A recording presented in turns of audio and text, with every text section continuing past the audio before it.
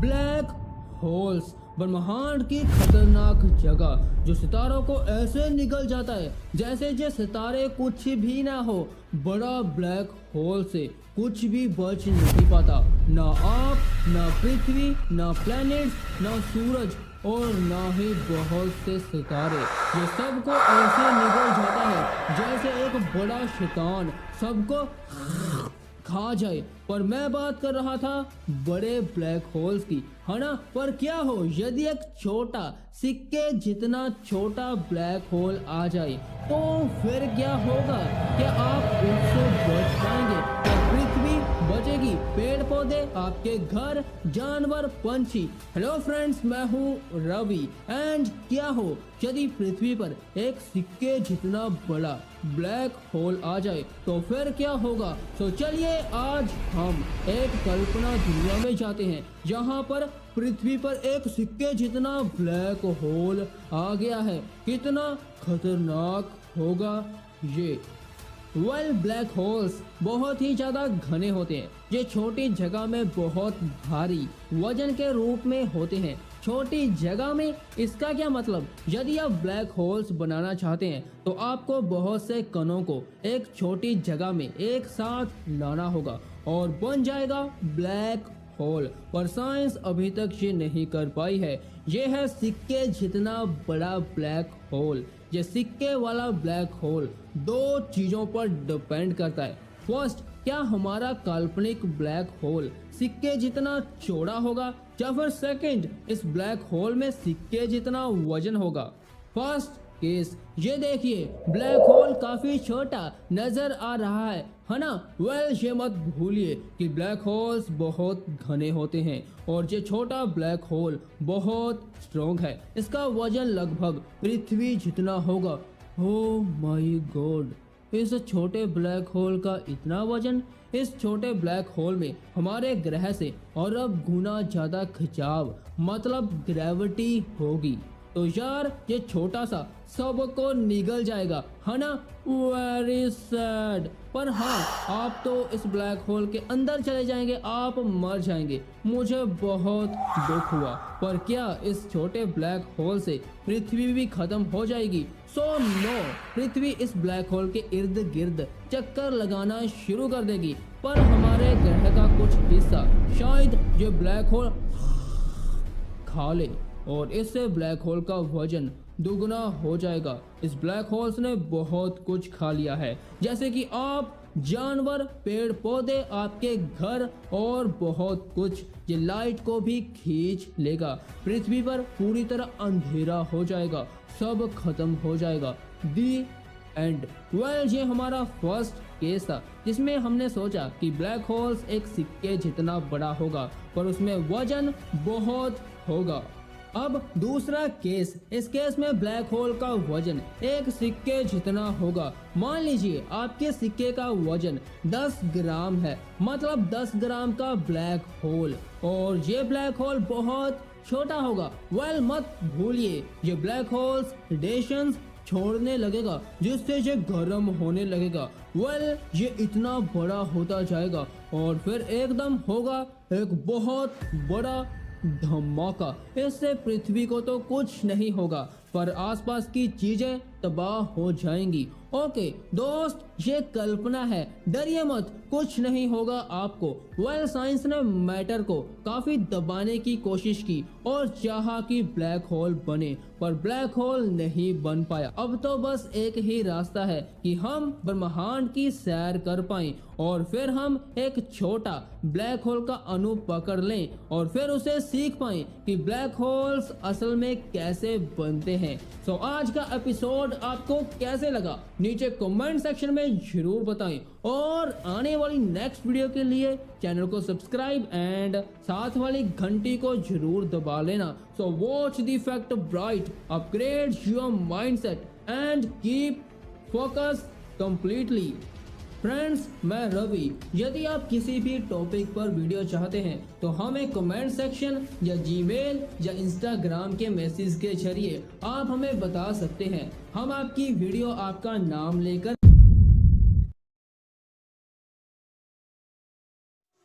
Cancer पूरी दुनिया में मौत होने का दूसरा कारण है। 2018 में 9.6 मिलियन लोग कैंसर से मर गए। 2018 में 18.1 मिलियन लोगों को कैंसर हुआ। हेलो फ्रेंड्स, मैं हूं रवि एंड नेक्स्ट ईयर 2019 में 82100 इंसान कैंसर से मर गए और 220400 लोग कैंसर का शिकार हो गए। एक कैंसर रिलेटेड साइंटिफिकली रिसर्च हुई जिसमें पता चला कि 2040 में 29.5 लोग कैंसर का शिकार हो सकते हैं पर ईयर, मतलब एक साल में, और 16.4 मिलियन लोग जस्ट एक साल में मर जाएंगे। एंड हम सब अच्छी तरह से जानते हैं आज भी कैंसर का कोई इलाज नहीं है, कोई वैक्सीन, कोई टीका नहीं है। तो चलिए हम कुछ इमेजिनेशन करते हैं कि क्या हो यदि मेडिकल साइंस को कैंसर का इलाज मिल जाए और डॉक्टर्स लाखों लोगों की जान बचा ले। चलिए चलते हैं एक ऐसे सफर पर जो फ्यूचर में किस साल में होगा हम नहीं जानते। गाइस, 2000 मेडिकल कोशिशों के बाद और 4 लाख मरीजों पर टेस्ट करने के बाद समाज में आया एक टीका, कैंसर वैक्सीन। हमें कैंसर का इलाज मिल चुका है। क्या हो यदि ये बात पूरी तरह सच हो जाए? सोचिए हम कितने इंसानों की जान बचा सकते हैं, कितनों ने अपनों को खोया है जस्ट कैंसर की वजह से। दोस्त, यदि हमें कैंसर का इलाज मिल भी जाए तो पहला प्रश्न कि ये कैसे काम करेगा, दूसरा प्रश्न ये कि हम इससे कितने लोगों की जिंदगियां बचा पाएंगे, प्रश्न तीसरा क्या इस इलाज का कोई साइड इफेक्ट भी होगा। So today's video topic is what if we found a cure for a cancer. आपके शरीर में यदि कोई चोट लग जाए, बुखार हो जाए, जुकाम हो जाए, खांसी हो जाए, सिर दर्द हो या फिर कुछ पिंपल्स वगैरह हो जाए या और कुछ भी, तो आपका शरीर अपने आप को ठीक करता है। यदि आपके शरीर में कुछ बैक्टीरिया, जर्म्स चले जाएं, तो आपका शरीर अपने आप को गर्म करना शुरू कर देता है जिससे वो आपके बैक्टीरिया मर जाते हैं। इसे हम बुखार कहते हैं। बाय द वे, जब आपको बुखार होता है तब आपका शरीर अपने आप को गर्म करता है क्योंकि आपका शरीर आपकी बॉडी के अंदर जो बैक्टीरिया है उसे खत्म कर रहा है। पर हम मेडिसिन लेते हैं और वो मेडिसिन हमारे ब्रेन को सिग्नल भेजती है कि इस शरीर में बैक्टीरिया को खत्म करो। दिमाग छोड़ता है फायर और आपके शरीर के बैक्टीरिया इन्फेक्शन खत्म हो जाते हैं और आपका बुखार ठीक हो जाता है। सोचिए जब आपको जुकाम होता है और आप यदि कोल्ड की मेडिसिन ना लें तो आपका जुकाम कुछ दिनों में अपने आप ठीक हो जाता है। और सोचिए जब आपकी बॉडी पर कोई जख्म हो तो वो भी अपने आप ऑटोमेटिकली ठीक हो जाता है कुछ दिनों में। मतलब आपका शरीर अपने आप को ठीक करता है, लेकिन ये कैंसर को ठीक नहीं करता। मतलब ये एक बहुत बड़ी समस्या है। चलिए मैं आपको आपके शरीर में अंदर लेकर चलता हूँ। आपके शरीर में लगातार अरबों सेल्स बन रहे हैं और लगातार इंक्रीज हो रहे हैं। ऐसा इसीलिए हो रहा है ताकि वो पुराने खत्म हो रहे सेलों की जगह ले सके। पर जब एक पुराना सेल अपनी जगह से हटने को तैयार ना हो, वो वहीं का वहीं रहे, तो उसे हम कैंसर कहते हैं। ये कैंसर कई तरह के रूप ले सकता है और कैंसर के अंदर होता है एक खराब हो चुका गंदा सेल और ये सेल भोजन देता है अदर सेल्स को। मतलब ये एक तरह का राज करता है अदर सेल्स पर और कैंसर धीरे धीरे बॉडी में इंक्रीज होता जाता है। अमेरिका के राष्ट्रपति रिचर्ड निक्सन ने 1971 में कैंसर के खिलाफ लड़ाई लड़ने की बात की और देखिए आज मेडिकल साइंस इसे खत्म करने जा रही है और ये कैंसर का इलाज हमें ढूंढने में लगभग 250 साल का समय लग गया और मेडिकल साइंस ने कैंसर के मरीजों की उम्र में काफी सुधार किया है। आज हमारे पास मेडिकल साइंस में इतना कुछ है कि हम एक कैंसर के मरीज को मरने नहीं देंगे। 90% चांसेस ये है कि हम कैंसर को ठीक भले ही ना कर पाए, पर एक कैंसर के मरीज को कुछ नहीं हो सकता, वो काफी सालों तक जी पाएगा। पर फिर भी यार, कैंसर मरीज को ये तो पता है ना कि उसे कैंसर है और वो एक दिन इस दुनिया से चला जाएगा। बाय द वे, हम सब ये अच्छी तरह से जानते हैं कि पूरी दुनिया में मौत का सबसे बड़ा कारण कैंसर ही है। चलिए, फैक्ट ब्राइट अब आपको कैंसर के इलाज के बारे में बताएगा। 2019 में इजरायली बायोटेक कंपनी ने कैंसर का इलाज ढूंढने का दावा किया, और ये दावा कितना सच है जानते हैं। इस बायोटेक कंपनी ने कहा कि हम कैंसर को ठीक कर सकते हैं, और इस प्रोसेस का नाम दिया गया कैंसर एंटीबायोटिक, मतलब कैंसर को खत्म करने का इलाज। इस बायोटेक कंपनी ने मॉलिक्यूलर टॉक्सिन बनाया था, और ये आपकी बॉडी के अंदर भेजकर आपके कैंसर सेल्स में कनेक्ट मतलब जोड़ा जाएगा, और ये मॉलिक्यूलर कैंसर सेल्स के साथ जुड़कर उन्हें खत्म कर देगा, मतलब कैंसर सेल्स को तोड़ दिया। ये सुनने में काफी साइंस फिक्शन लगता है, पर ये हो चुका है। पर ये कंपनी पर काफी लोगों को शक था कि ऐसा हो सकता है। इसकी वजह ये थी कि अच्छे और बुरे सेल्स की अंतर करना बहुत मुश्किल है, और यदि गलत जगह वार हुआ, मतलब ये मॉलिक्यूलर यदि आपके अच्छे सेल्स को तोड़ने लगा, तो इंसान की जान तक जा सकती है। सो इसीलिए ये टेस्ट आज तक किसी भी इंसान पर नहीं हुआ, पर यदि ये टेस्ट आगे कभी भी इंसानों पर हुआ और ये टेस्ट सफल हो गया, तो हम कैंसर का इलाज ढूंढ लेंगे। पर याद रखिए, ये इलाज है, ना कि वैक्सीन। वैक्सीन मतलब आपके अंदर कुछ ऐसा इंजेक्ट किया जाए जो आपकी बॉडी में पूरी जिंदगी में कभी भी कैंसर ना हो।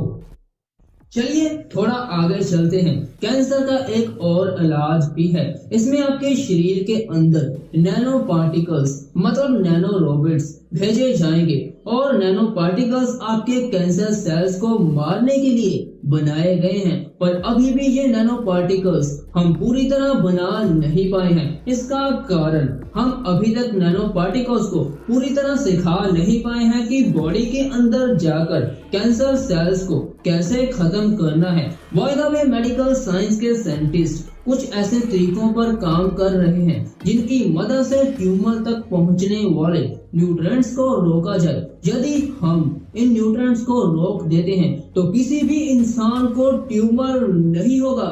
पर जो भी तरीके हैं वो यस एक इलाज है, ना कि कोई वैक्सीन। मतलब जब तक वैक्सीन नहीं आती, नए मामले आते रहेंगे। पर सोचिए क्या होगा यदि कुछ सालों में मुमकिन हो जाए कैंसर का इलाज है, तो लोग ज्यादा खतरों के साथ अपनी जिंदगियां जीना शुरू कर सकते हैं। शराब बहुत मात्रा में पीनी, तंबाकू खाना, बहुत मात्रा में बीड़ी पीनी और बहुत से नशे करना, क्योंकि इंसान को कोई डर नहीं होगा कैंसर का, क्योंकि कैंसर का इलाज है। पूरी दुनिया भर में अमेरिका का कैंसर सर्वाइवल रेट सबसे अच्छा है, क्योंकि अमेरिका में अच्छी दवाइयां हैं और अच्छी टेक्निक्स हैं। फ्रेंड्स, यदि कैंसर का इलाज हम ढूंढ भी लेते हैं तो ये तो पक्का है कि ये सस्ता नहीं होने वाला। पर यदि कैंसर का इलाज हमने ढूंढ लिया तो बहुत सी जानें बचाई जा सकती है, और ये कैंसर का इलाज की तरह हम दूसरी बीमारियों का इलाज भी शायद ढूंढ ले। तो आप ही बताइए, आपको क्या लगता है कि मेडिकल साइंस कब तक कैंसर का इलाज ढूंढ पाएगी? हमें कमेंट सेक्शन में जरूर बताइए। और आपने इस वीडियो से कुछ नया सीखा हो तो वीडियो को लाइक एंड अपने दोस्तों और फैमिली के साथ शेयर जरूर करें। एंड नेक्स्ट वीडियो के लिए चैनल को सब्सक्राइब एंड नोटिफिकेशन बेल को ऑन कर लीजिए। And watch the Fact Bright, upgrade your mindset and keep focus completely.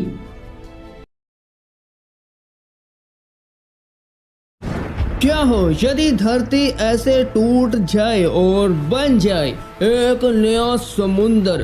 क्या ऐसा हो सकता है? देखिए, ये इंसान यहाँ पर खड़ा है और एकदम से कुछ ऐसा भूकंप आया, पृथ्वी की सतह जोर दर से हिलने लगी।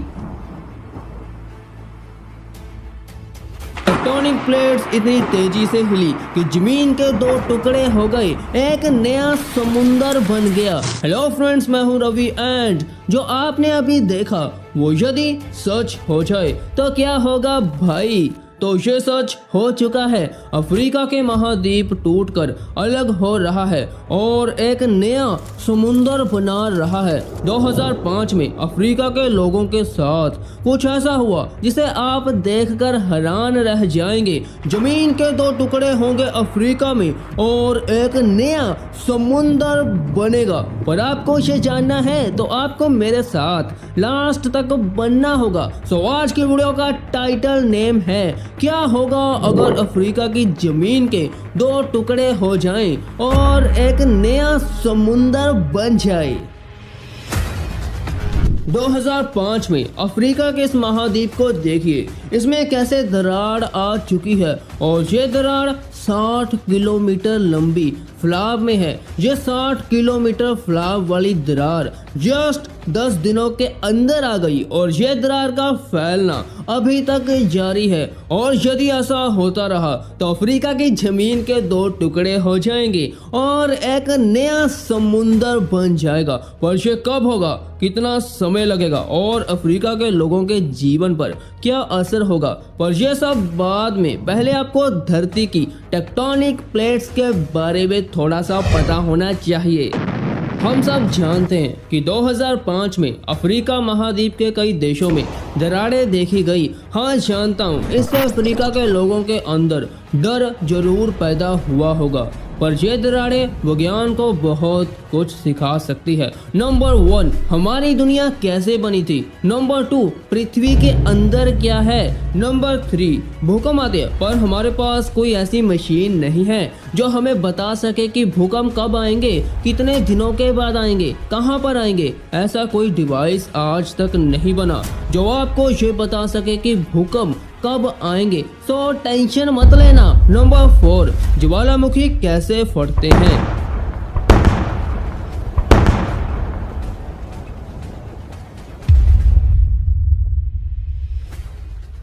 इन सब का उत्तर हमें तब मिलेगा जब अफ्रीका की जमीन के दो टुकड़े हो जाएं। टुकड़े तब होंगे जब टेक्टोनिक प्लेट्स अलग हो जाएंगी। चलिए थोड़ा सा गहराई में चलते हैं। पृथ्वी की बाहर की कठोर परत को लाइथोस्फीयर कहा जाता है और ये कई टेक्टोनिक प्लेट्स में बटी होती है। इस पिक्चर को देखिए, इसमें आपको जो ऊपर का हिस्सा है वो क्रस्ट है, इसके अंदर है अपर एंड लोअर मेंटल और बाद में आती है पृथ्वी की core, outer and inner core. ये सभी पृथ्वी की टेक्टोनिक प्लेट्स हैं। टेक्टोनिक प्लेट्स का मतलब ठोस पत्थरों के बड़े टुकड़े होते हैं। जब बड़े टुकड़े एक दूसरे के सामने अलग हरकत करते हैं। सोचिए, यदि 2 या इससे ज्यादा प्लेट्स अलग दिशा में ट्रेवल करें तो आप देख सकते हैं किस तरह एक दरार बन रही है। इस दरार को रिफ्ट वैली यानी दरार घाटी भी कहा जाता है।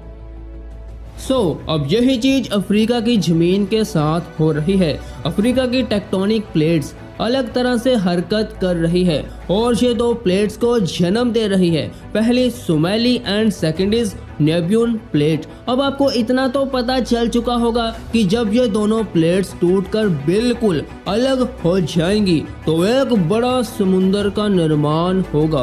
पर क्या आप इस समुंदर को देख पाएंगे? नहीं यार, आप इसको नहीं देख पाएंगे क्योंकि भूविज्ञानियों से पता चला कि अफ्रीका की जमीन के दो टुकड़े होने में अभी 1 करोड़ साल लगेगा। पर आपको ये छोटी सी इन्फॉर्मेशन तो पता होनी चाहिए कि ये टेक्टोनिक प्लेट्स हर साल 6 या 7 मिलीमीटर के दर से फैल रही है अफ्रीका में। अब सोचिए, 1 करोड़ साल गुजर चुका है। हाँ, हम जिंदा रहे तब 1 करोड़ साल के बाद अफ्रीका पूरी तरह टूटकर अलग हो जाएगा और ये बहुत छोटा बन जाएगा। दक्षिण इथोपिया एंड सोमालिया अलग होकर एक नया महाद्वीप को जन्म देंगे। अफ्रीका की जमीन का अलग होना हमें बहुत कुछ सिखाएगा। भूकंप आना, पृथ्वी का बनना, ज्वालामुखी फटना, यार बहुत कुछ। यार हमें शुरू से सिखाया जाता है कि पृथ्वी हमारी माँ है, पर आज इंसान टेक्नोलॉजी में इतना अंधा हो चुका है, इंसान भूल चुका है कि पृथ्वी को कितना गंदा कर रहा है। World war, pollution versus transportation technology, बहुत कुछ यार। अपने फायदे के लिए इंसान पूरी तरह अंधा हो रहा है। आज का एपिसोड आपको कैसे लगा नीचे कमेंट सेक्शन में जरूर बताएं, और आने वाली नेक्स्ट वीडियो के लिए चैनल को सब्सक्राइब एंड साथ वाली घंटी को जरूर दबा लेना। Watch the Fact Bright, upgrade your mindset and keep focus completely. Hello friends, मैं हूँ रवि। एंड आपको न्यूज में पता चले कि कुछ ही दिनों में तीसरा विश्व युद्ध शुरू होने वाला है और इस युद्ध से पूरी दुनिया खत्म हो जाएगी। आप, मैं और सब लोग, मतलब हम सब के पास सिर्फ कुछ दिन है जिंदगी के, उसके बाद सब खत्म। दी एंड। हम सब जानते हैं कि इंसानों का इतिहास शुरू से जंगों और लड़ाइयों से भरा हुआ है। कुछ बड़ी लड़ाइयाँ होती है और कुछ छोटियाँ, पर क्या हो यदि एक लड़ाई हो जाए जिससे सब इंसान, पूरी दुनिया खत्म हो जाए, मतलब तीसरा विश्व युद्ध होने जा रहा हो। और ये मत भूलिए कि तीसरा वर्ल्ड वॉर इंसानी इतिहास का सबसे बड़ी जंग होगी। पर प्रश्न ये है कि ये तीसरा विश्व युद्ध कैसे हो सकता है, क्यों हो सकता है, और कौन से वेपन्स होंगे जो वर्ल्ड वॉर करने के लिए इस्तेमाल होंगे, कैसी टेक्निक्स होंगी, क्या इस युद्ध में सैनिक होंगे, और बड़ी बात ये कि इस युद्ध में रणनीति कैसी होगी और कौन कौन से देश इस युद्ध में हिस्सा ले सकते हैं, ये जंग कैसे लड़ी जाएगी। तो चलिए, आज की वीडियो का टॉपिक है what happened if world war tomorrow. क्या हो यदि कुछ ही दिनों में विश्व युद्ध शुरू होने जा रहा हो। आपने टीवी चैनल्स में कितनी बार देखा होगा कि दो देशों में फ्यूचर में विश्व युद्ध होगा, पर क्या यह सच में होगा? अमेरिका, रूस, चाइना, नॉर्थ कोरिया देशों के बीच क्या जंग विश्व युद्ध होने वाला है? हम सब मरने वाले हैं। ये इतिहास की सबसे बड़ी जंग होगी। फ्रेंड्स, चलिए देखिए, पहले विश्व युद्ध की शुरुआत 1960 में हो गई थी, जब अमेरिका और रूस के बीच कोल्ड वॉर चल रहा था। लेकिन उस वक्त हम सब की किस्मत अच्छी थी कि युद्ध बहुत ज्यादा नहीं हुआ, नहीं तो आज पूरी पृथ्वी बंजर बन जाती। और सोचिए क्या हो यदि इस बार तीसरा विश्व युद्ध होने जा रहा हो और इस बार आपकी किस्मत आपका साथ ना दे, हम युद्ध को टाल ना सके। पर इससे पहले हमें यह तो पता होना चाहिए ना कि तीसरा विश्व युद्ध कब हो सकता है।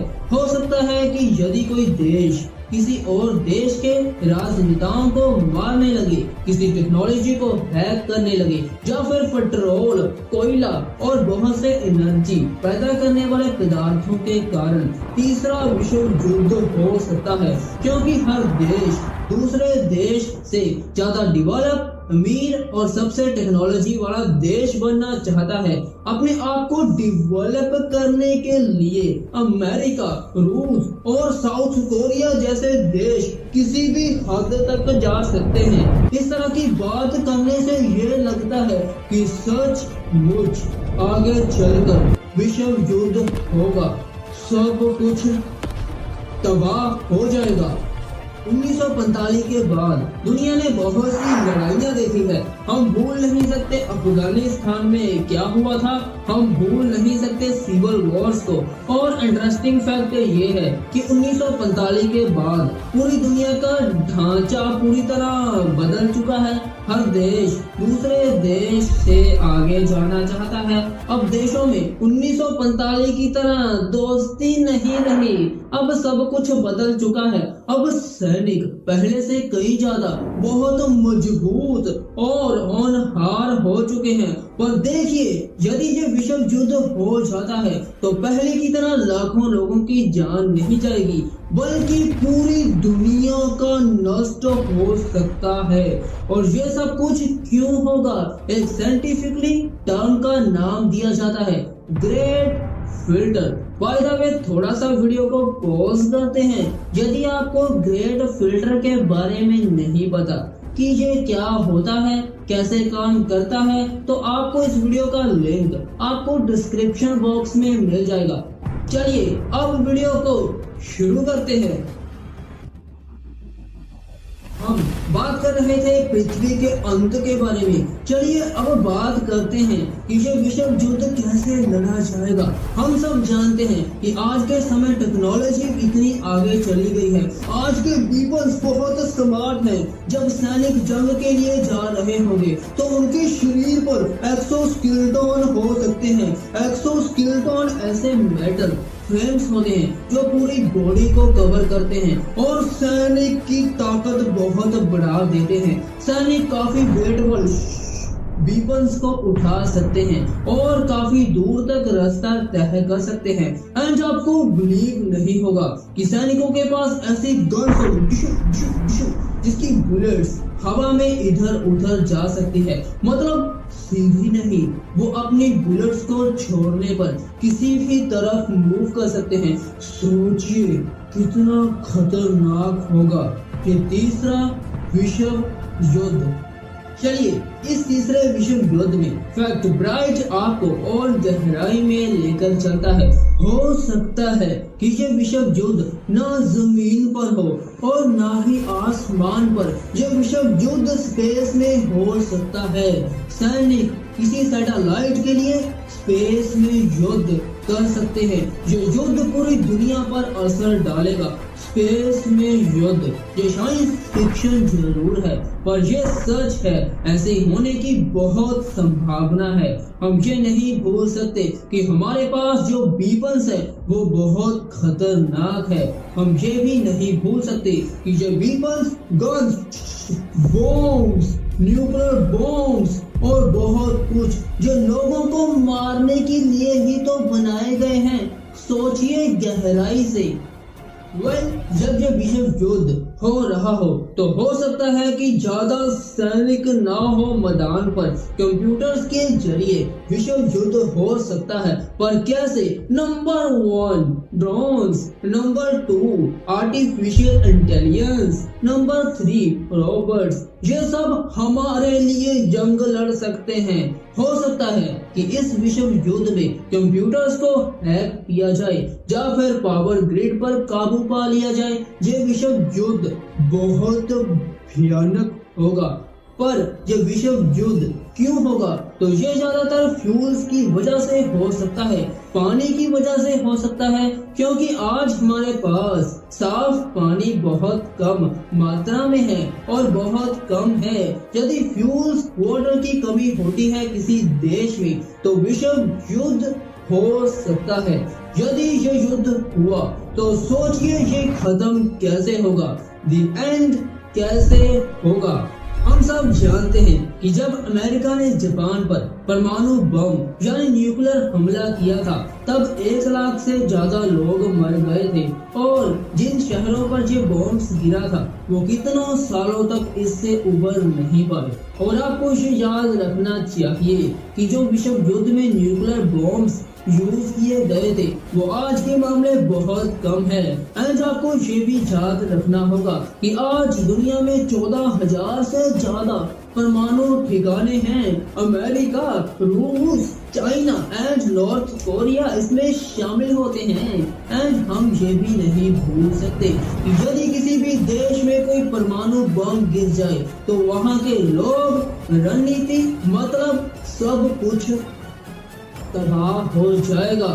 यदि एक देश ने ऐसा किया तो उसके बाद कोई और देश उस देश पर परमाणु बम गिरा देगा, फिर एक और देश, फिर एक और, इस तरह सब तबाह हो जाएगा। मतलब अब इस युद्ध में जीतेगा कौन? तो भाई कोई भी नहीं।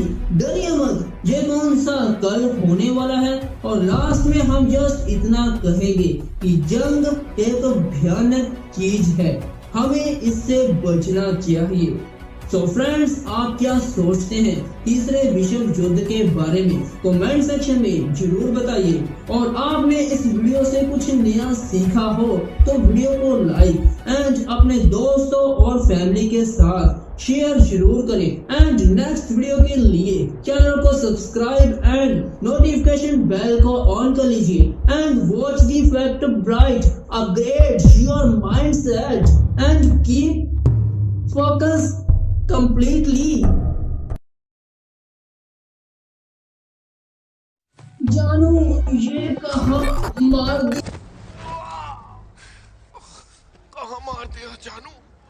होने वाले बच्चों का तो ख्याल किया होता है। तो फ्रेंड्स, मैं हूँ रवि। एंड मर्द औरत से ज्यादा ताकतवर होते हैं, पर यदि मर्द के मेन पॉइंट में मारा जाए तो सारी मर्दानगी उतर जाती है। समझ लीजिए मर्द का काम वही खत्म हो जाता है। मैं नहीं कहता, ये देख लीजिए वीडियो।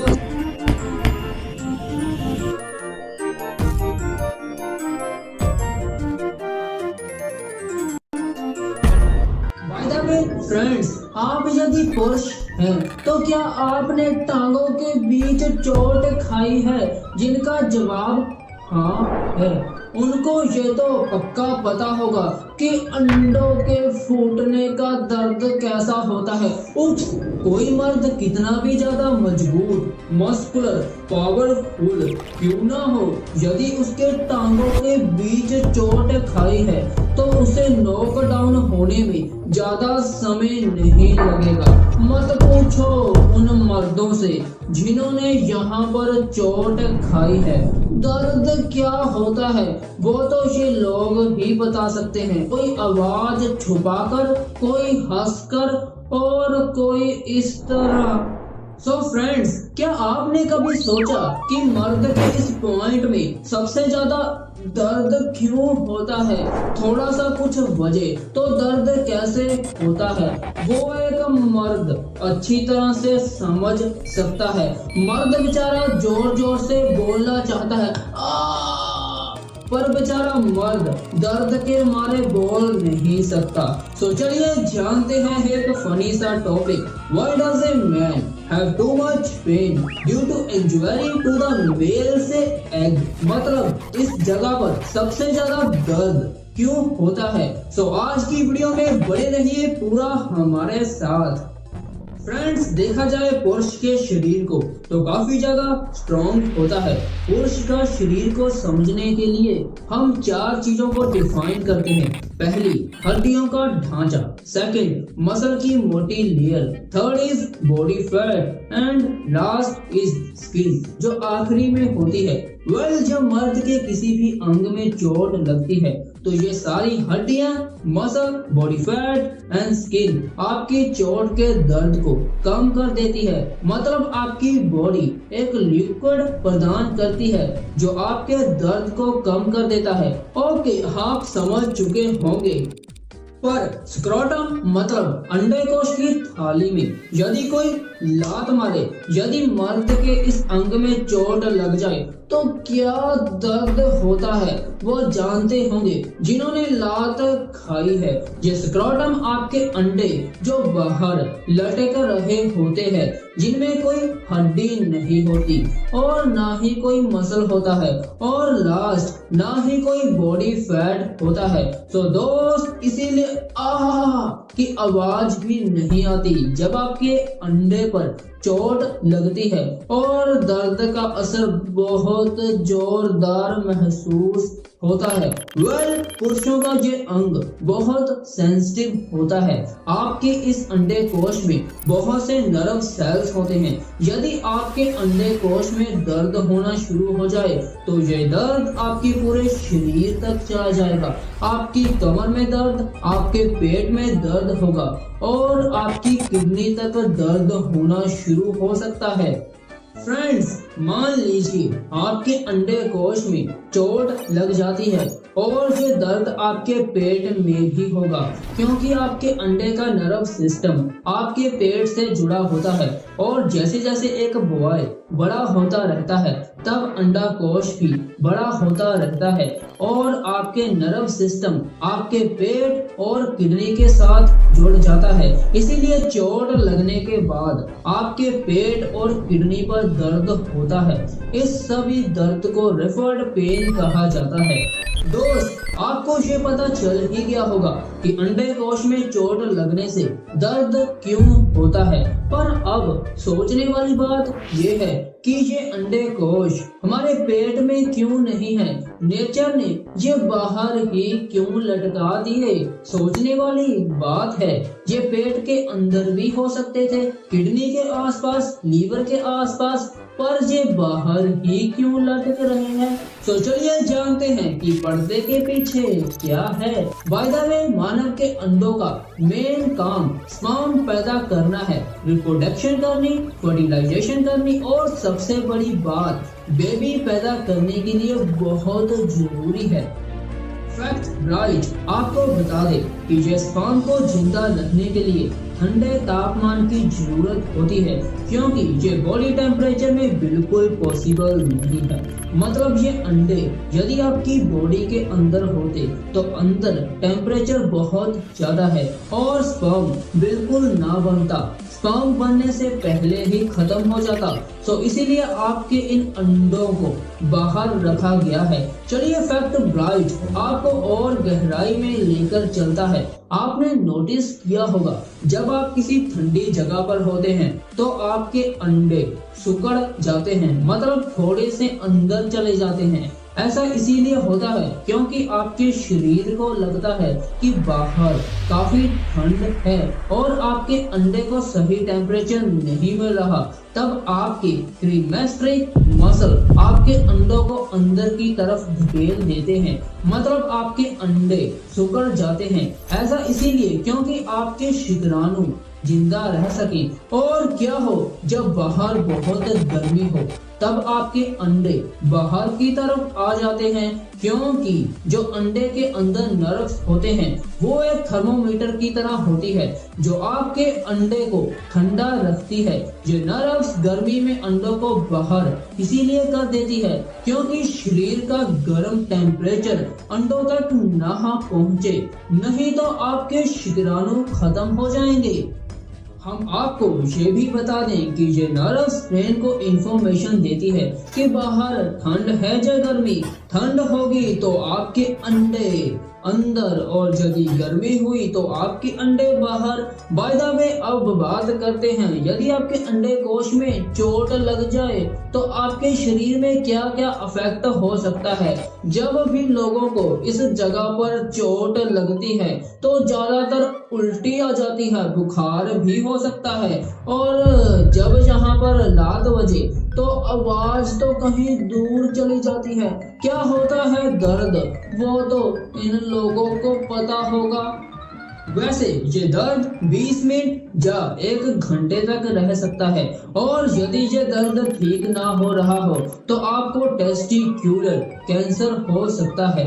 तो यदि किसी भी तरह आपका दर्द होना शुरू हो जाए या चोट लग जाए तो डॉक्टर को जरूर दिखाएं।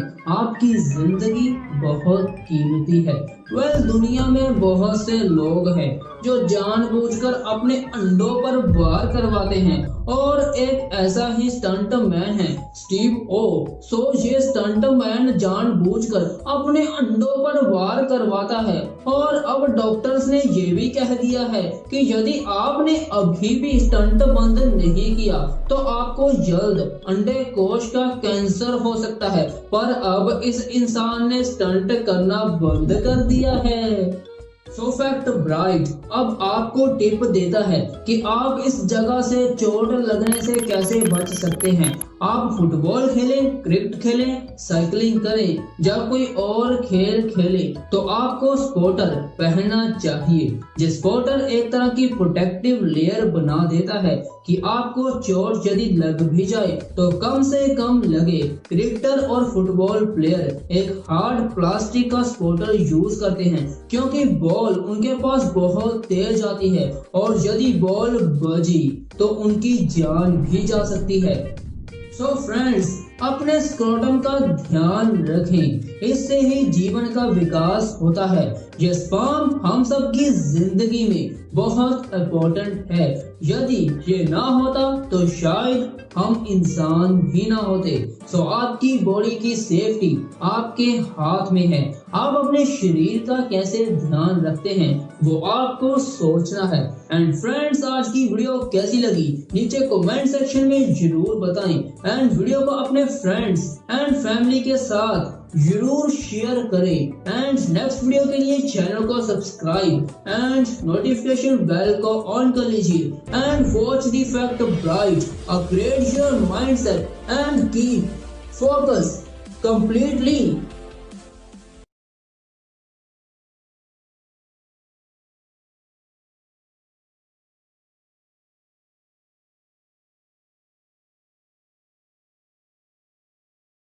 सबसे अलग चलना,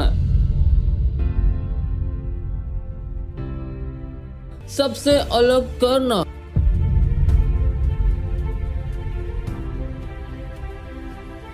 और अंत में सबसे अलग पाना।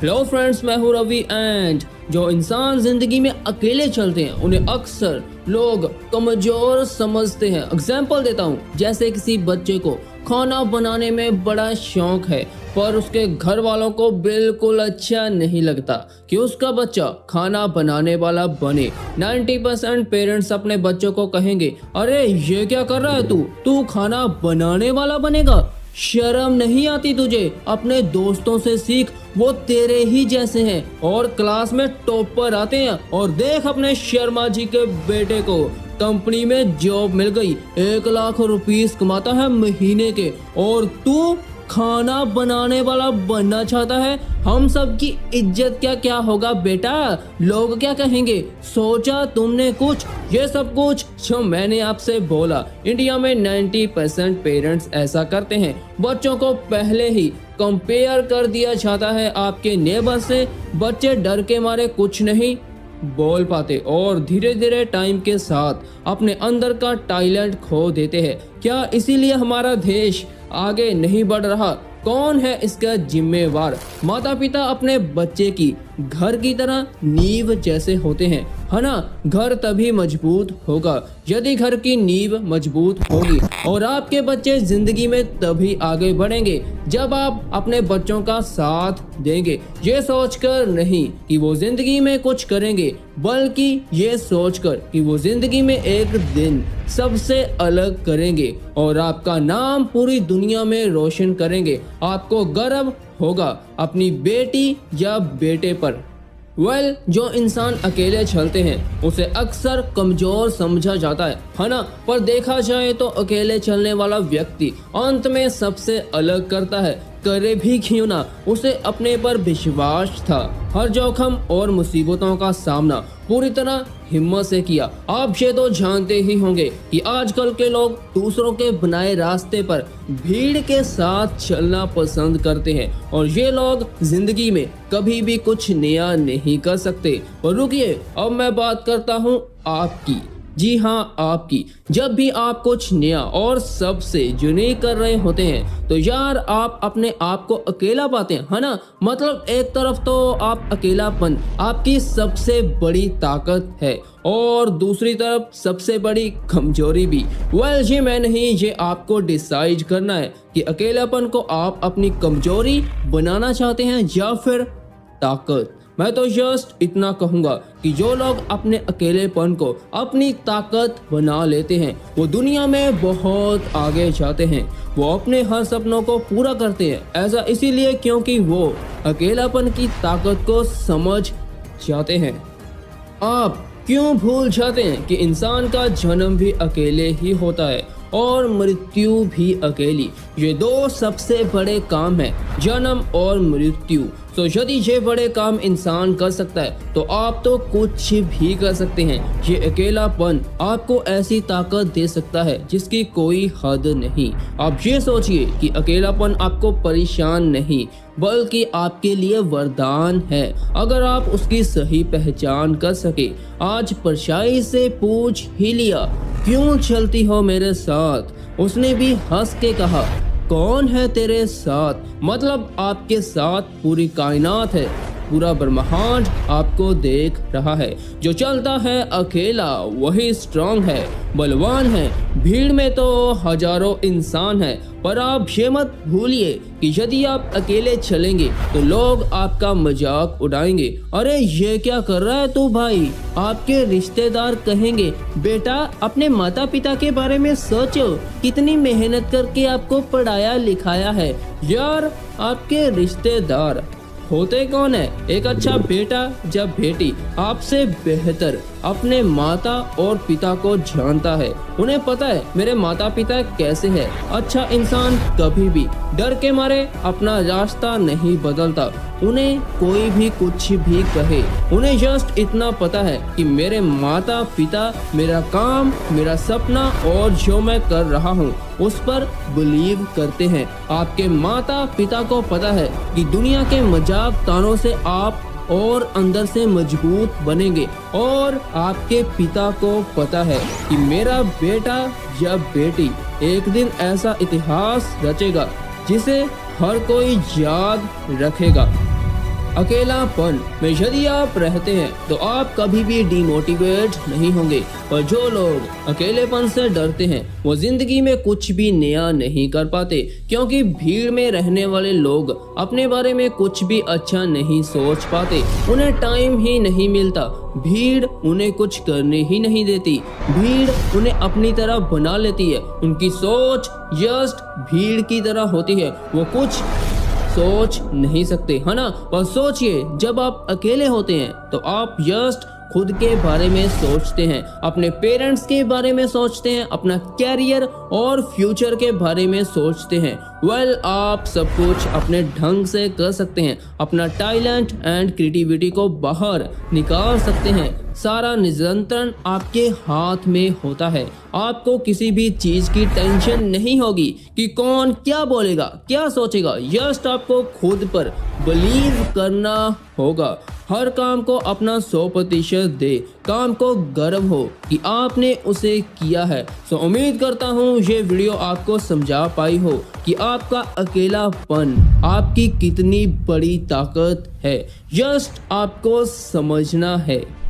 ये वीडियो को मैंने इसीलिए बनाया क्योंकि कुछ ही दिन पहले एक लड़की ने मुझे इंस्टाग्राम पर मैसेज किया कि हे रवि, मुझे स्वीट्स मतलब मिठाई बनाने का बड़ा शौक है, पर मेरे घर वाले मुझे ऐसा नहीं करने देते। वो कहते हैं कि स्टडी पर ध्यान दो और जब तेरी मैरिज होगी तो कुछ भी करना, पर मैं रवि कुछ अलग करना चाहती हूँ। मैं बहुत अकेलेपन में हूँ। हे स्वीट गर्ल, उम्मीद करता हूँ कि आज की वीडियो से आप समझ चुकी होंगी कि आपका अकेलापन आपकी कितनी बड़ी ताकत है।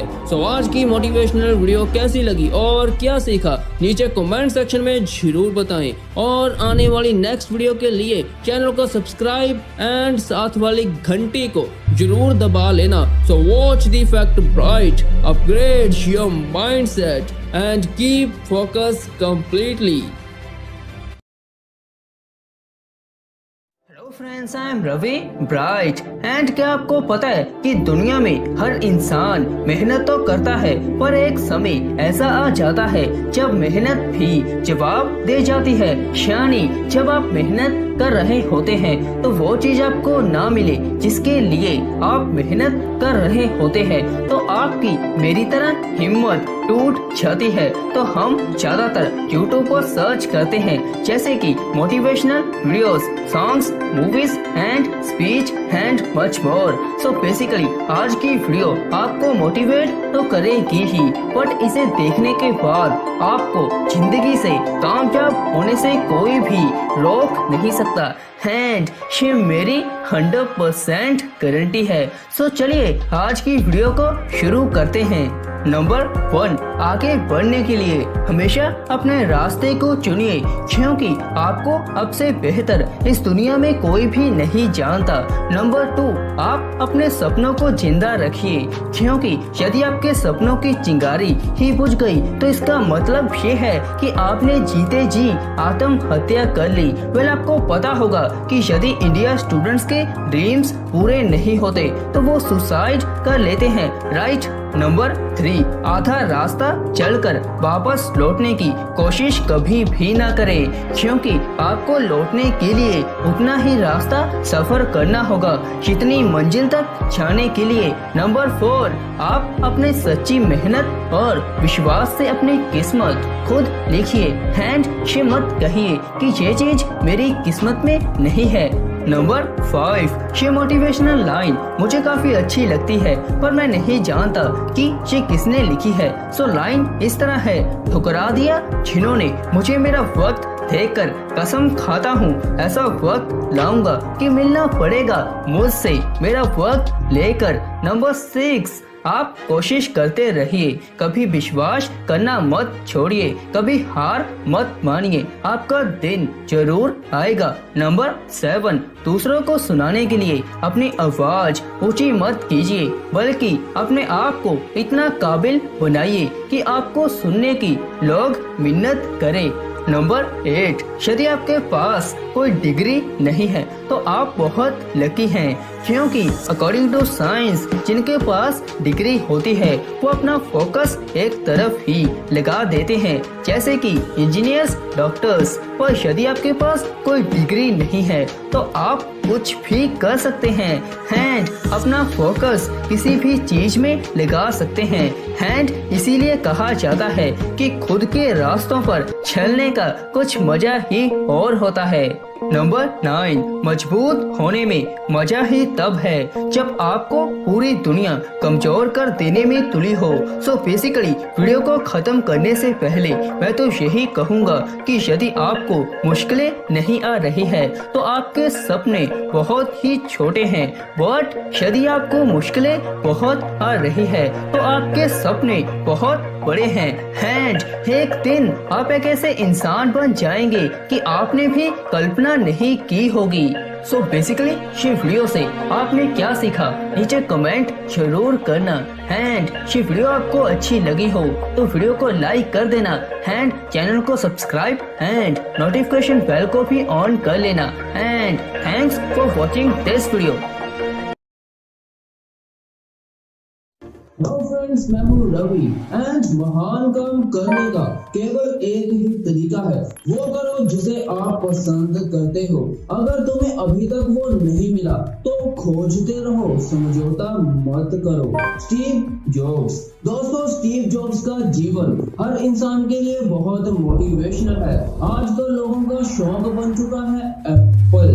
बाय द वे, एक बात तो पक्की है, इंडिया में एप्पल फूल्स का शौक हर किसी को है। कोई शौक की वजह से रखता है और कोई काम के लिए। और ये एप्पल कंपनी और इसके प्रोडक्ट्स एक ही इंसान की वजह से आपके पास आए और उसे आप अच्छी तरह से जानते हैं, यानी स्टीव जॉब्स। फ्रेंड्स, आपको बिलीव नहीं होगा कि स्टीव जॉब्स की जिंदगी में एक ऐसा भी टाइम था जब उनके पास $1 भी नहीं था। वो कृष्णा के मंदिर में मिलने वाले खाने से अपनी भूख मिटाते थे और स्टीव जॉब्स अपने दोस्त के घर के फर्श में सोते थे। और आपको ये भी पता होगा कि स्टीव जॉब्स को अपनी ही एप्पल की कंपनी से निकाल दिया। लेकिन इतना कुछ होने के बाद भी उन्होंने कभी हार नहीं मानी, जिंदगी में आगे बढ़ते रहे। एंड काफी लोगों के माइंड में ये प्रश्न है कि जब स्टीव जॉब्स को अपनी ही एप्पल कंपनी से निकाल दिया तो बाद में क्या हुआ? स्टीव जॉब्स एप्पल के सीईओ कैसे बने और स्टीव जॉब्स की बायोग्राफी क्या है? सो टुडे से टॉपिक इज स्टीव जॉब्स।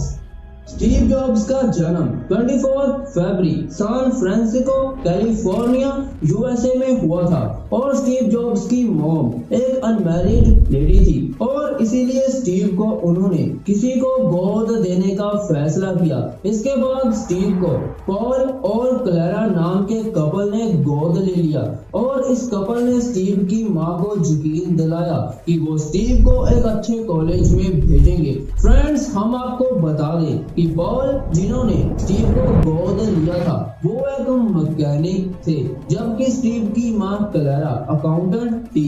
और जब पॉल ने गैरेज खोला तो वहां से उनका इंटरेस्ट इलेक्ट्रॉनिक्स में पड़ा। वो हमेशा गैरेज में चीजों के साथ छेड़छाड़ करते रहते थे।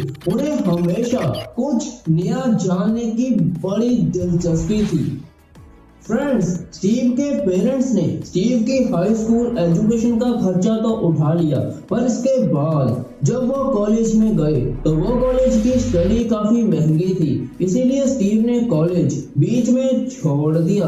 पर कॉलेज छोड़ने के बाद कैलीग्राफी की क्लासेस जरूर अटेंड करते थे और यही वजह है कि आज हमारे डिवाइसेस में कितने तरह के फोन्स हैं। ये फोन्स स्टीव जॉब्स की वजह से ही आए हैं। एंड इस दौरान स्टीव जॉब्स की दोस्ती वोज न्यायिक से हुई और इन्हें भी इलेक्ट्रॉनिक्स एंड कंप्यूटर्स में बड़ी दिलचस्पी थी। यार, स्टीव जॉब्स की लाइफ में जो स्टार्टिंग डेज थे उस टाइम बहुत आर्थिक तंगी थी। उनके पास इतने भी पैसे नहीं थे कि वो खाना खा सके। वो अपनी भूख मिटाने के लिए कृष्णा के मंदिर जाते थे क्योंकि वहां फ्री में भरपेट खाना मिलता था। एंड स्टीव जॉब्स की कई रातें एक दोस्त के फर्श पर सोकर गुजारी थी। स्टीव ने 1972 में एक गेम बनाने वाली डिवलिंग कंपनी में काम मिल गया, लेकिन स्टीव जॉब वहां पूरी तरह संतुष्ट नहीं थे, इसीलिए उन्होंने ये जॉब को छोड़ दिया और जो इस जॉब से पैसे मिले थे उससे वो भारत घूमने के लिए आ गए। भारत की संस्कृति उन्हें काफी अट्रैक्ट कर रही थी। एंड 1974 में करीब 7-8 महीने भारत के उत्तर प्रदेश, हिमाचल प्रदेश और दिल्ली में व्यतीत किए और यहीं पर उन्होंने बुद्ध धर्म की शिक्षा ली। अब जब स्टीव जॉब्स अमेरिका लौटे थे वो पहले जैसे नहीं थे, अब वो पूरी तरह बदल चुके थे। इसके बाद उन्होंने फिर से जॉब ज्वाइन कर ली। अब नेक्स्ट जो हुआ वो सचमुच बहुत दुख दर्द है।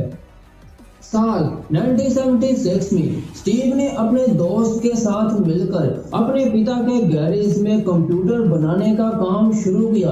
गैरेज से शुरू हुई कंपनी का नाम एप्पल रखा।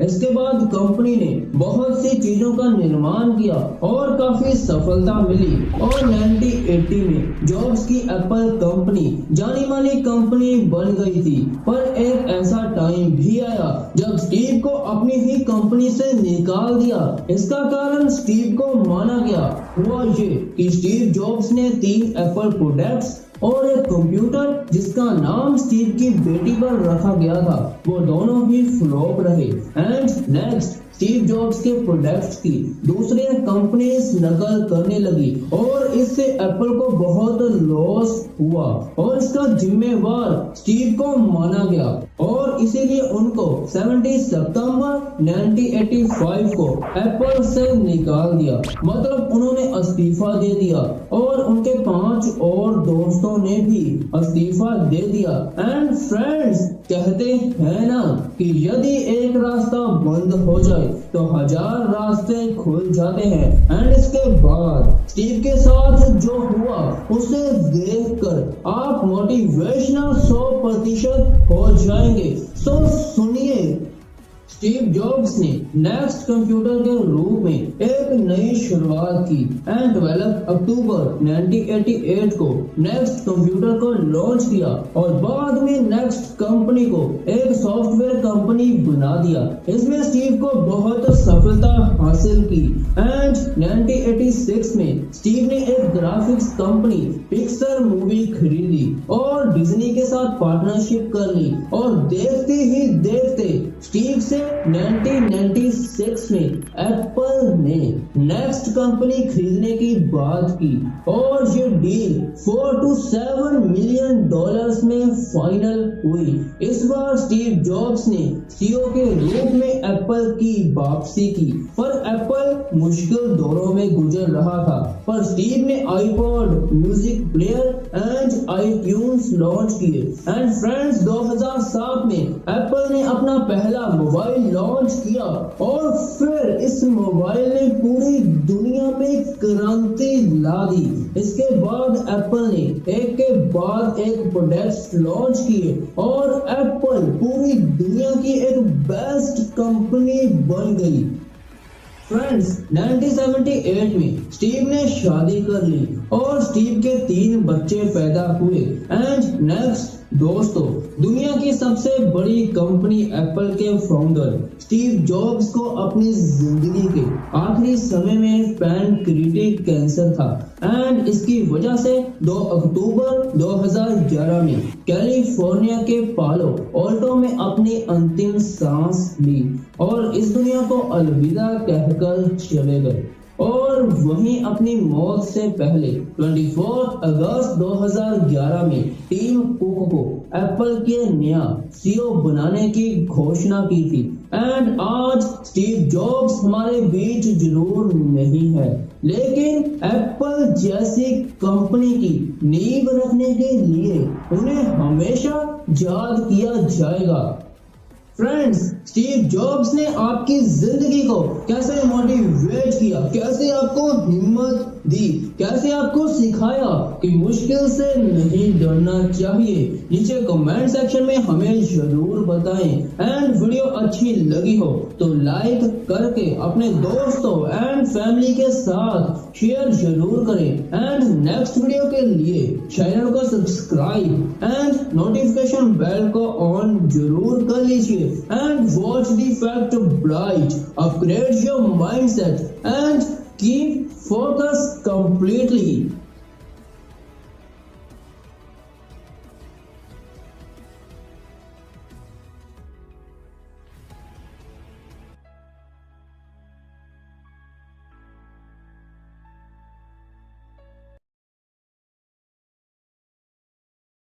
Now is the time. This is the place. You are the one. This is it. 14 से 25 साल की उम्र वो एज होती है जिसमें आपकी पूरी आने वाली जिंदगी डिपेंड करती है। हेलो फ्रेंड्स, मैं हूँ आपका दोस्त Ravi and friends, as yes number पर 14 से 25 साल की एज ऐसी एज होती है जहाँ आपके अंदर पूरी ऊर्जा होती है और ये ऊर्जा इनफाइनाइट है, पर कुछ लोग ये एज को क्रॉस कर देते हैं और फिर जब मिडिल एज में आ जाते हैं थोड़े से बूढ़े हो जाते हैं और उनकी उम्र काम करने की नहीं होती और काम करने के लिए बॉडी में एनर्जी भी नहीं होती और सब ख्वाब जो उन्होंने देखे हैं वो चकनाचूर हो जाते हैं। पर अब सोचने का कोई फायदा नहीं, आपके हाथ से टाइम निकल चुका है और फिर ना उनके पास कोई गाड़ी, ना ही घर एंड ना ही पैसा, सब ड्रीम्स खत्म हो जाते हैं। फिर जस्ट पछतावा रह जाता है कि आकाश उस टाइम मैंने ध्यान दिया होता, काश मैंने ये किया होता, वो किया होता, ऐसा किया होता, पर अब कुछ नहीं हो सकता, अब टाइम हाथ से निकल चुका है। परफेक्ट ब्राइट आपको ऐसा सोचने तक नहीं देगा और आज आपको कुछ ऐसा सुनने को मिलेगा जो आपको ये सीख अपने ख्वाब को रियलिटी में कन्वर्ट करना है। आपको आपसे बेहतर इस दुनिया में कोई भी नहीं जानता। और दोस्त, आज आपको समझना ही होगा कि आज का टाइम आपकी पूरी जिंदगी को डिफाइन करेगा। आप डिसाइड करोगे कि आने वाले साल खुशियां वाले होंगे या दुख भरे, आप अमीर होंगे या गरीब। सो आज की वीडियो में फैक्ट ब्राइट आपको कुछ ऐसे पॉइंट्स बताएगा जो यदि आपने आज सीख ले तो यकीन मानिए आपको किसी भी तरह की मोटिवेशनल वीडियो देखने तक की जरूरत नहीं। सो चलिए पॉइंट्स को जानते हैं। Point number 1, if you want to achieve success, then don't doubt your dreams. Guys, हर इंसान के सपने होते हैं। सपने छोटे बड़े नहीं होते, वो आप पर निर्भर करते हैं कि आप कैसे सोचते हैं। किसी का सपना होता है कि मैं ये बनूं, ऐसा घर बनाऊं, ये वाली गाड़ी लूं और बहुत कुछ। तो यदि आपके सपने सबसे अलग हैं, आप दुनिया में सबसे अलग करना चाहते हैं, दुनिया को दिखाना चाहते हैं कि मैं कौन हूँ, तो आपको कभी भी अपने सपनों पर शक नहीं करना है। हाँ, जानता हूँ आप बहुत कुछ करना चाहते हैं, सो डेफिनेटली आप कर सकते हैं। पूरा ब्रह्मांड, नेचर, गॉड आपके साथ है। आपको अपने पर विश्वास करना सीखना होगा। आप अपने आप को सबसे बेहतर जानते हैं। आप जैसा इस दुनिया में कोई भी नहीं। सो सक्सेस पाने के लिए आपने जो ख्वाब देखे हैं, वो चाहे कुछ भी हो, आपको कभी भी डाउट नहीं करना है। Point number 2, follow your own path not others. आप हमेशा अपने रास्ते पर चलिए, ना कि दूसरों के बनाए रास्ते।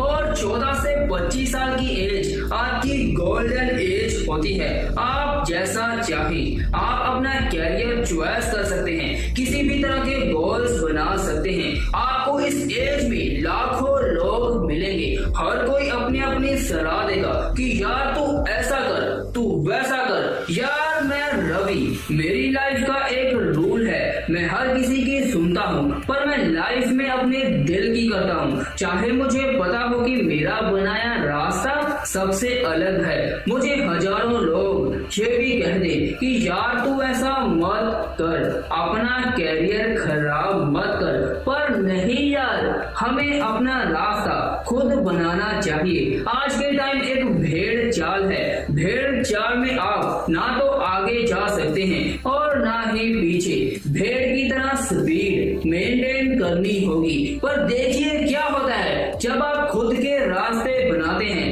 तब आपके हाथ में एक पावर होती है। आप अपने मन मुताबिक दौड़ सकते हैं। आपके ख्वाब आपका इंतजार कर रहे हैं। आपको किसी भी इंसान को फॉलो करने की जरूरत नहीं है। मंजिल भी आपकी है और रास्ता भी, एंड चलना भी आपको है। एंड जो आगे चलकर मिलेगा वो आपको ही मिलेगा। सो मैं रवि जस्ट इतना कहूंगा कि आप एक खुद का रास्ता बनाइए एंड उस रास्ते को आज ही छोड़ दो जहां भीड़ चल रही है। ऑलवेज रिमेंबर, ये जरूरी नहीं है कि जिस रास्ते में भीड़ चल रही है वो रास्ता सही हो। सो अपना रास्ता बनाओ और बिना किसी डर से उसे फॉलो करो। Point number 3, today is your opportunity to build the tomorrow you want। Kabir Das का एक क्वाइट है, दैट से काल करे सो आज कर, आज करे सो अब, पल में पल्ल्या होगी, बहुरी करेगा कब। दैट से मीनिंग इज, कबीर जी कहते हैं कि जो कल करना है उसे आज करो और जो आज करना है उसे अभी करो। कुछ ही समय में जीवन खत्म हो जाएगा, फिर तुम क्या कर पाओगे। सो गाइस, आज मतलब टुडे एक बेस्ट टाइम ऑप्शन है। आप अभी जैसा करोगे वही आपका कल डिफाइन करेगा। मतलब मैं तो यही कहता हूँ कि आज आपके पास पावर है कि आप कल अपने आप को कैसा दिखाना चाहते हैं। आप यस जानते हैं कि आप क्या हैं। सो टुडे एक ऐसा गिफ्ट है जो आपके फ्यूचर को बिल्ड करेगा। Point number 4, no matter how much it hurts now, someday you will look back realize your struggles change your life for the better. Guys, life जिंदगी में कुछ भी पाने के लिए मेहनत स्ट्रगल करनी पड़ती है। स्ट्रगल के बिना कुछ नहीं। सो जब आप अपने सपने पूरे कर रहे हैं तो एक बात हमेशा याद रखें कि हार नहीं माननी, हार नहीं माननी। कितनी बड़ी मुश्किल क्यों ना आ जाए, आपकी स्ट्रगल आपको कितनी भी हार्ड करे, आपको हार नहीं माननी, आपको हार नहीं माननी, बल्कि हर प्रॉब्लम्स को ब्रेक फास्ट समझकर खा जाओ। एंड जब आगे चलकर आप एक सक्सेसफुल इंसान बन गए तब आपको रियलाइज होगा कि मेरे साथ पास्ट में ये सब कुछ क्यों हुआ। फैक्ट ब्राइट की तरह अपने आप को हमेशा ब्राइट रोशन करते रहें। आप बहुत खास हैं। इसी ने खूब लिखा है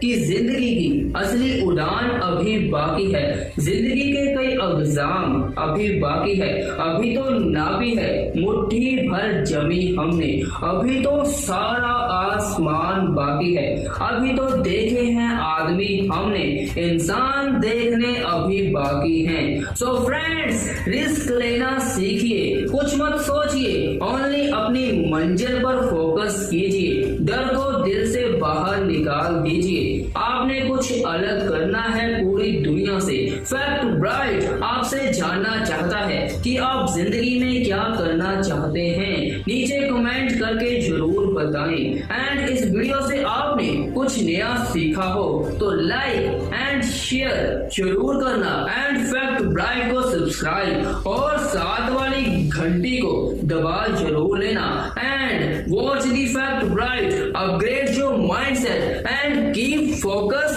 completely.